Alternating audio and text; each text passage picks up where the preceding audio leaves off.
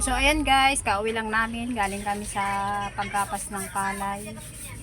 Naka-apat na sako rin kaming bimig. Ayan. Malalaking sako. Nakakapagod pala yung ito guys. First time ko magganito.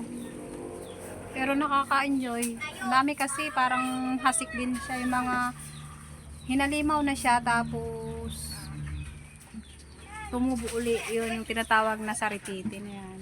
Binigay doon sa kapatid ko. Nakit nga kami. Ayan, nakaapat na sako kami. Ang asawa ko tapos yung kapatid ko rin. Yung nanay ko marami din sila nakuha. Pag maano yan, pwedeng ibilad o di libre bigas na. Makatipid na ng konti. Hindi na to bibilihin. Gigiikin namin to. Bukas babalik pa kami.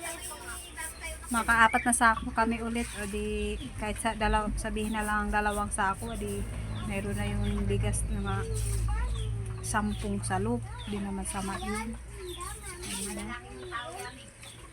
Dati ayoko guys maganito kasi takot-takot baka may linsa. Wala naman pala. Wala naman kasi natubog na kalabaw doon. Ayan. Kapag pahinga na din makapagod. Ang layo pa ng ano namin. Ganda lang talaga pag may sasakyan kahit saan pwede kang pumunta para maka ano ng mga extra. Ayan, thank you for watching guys.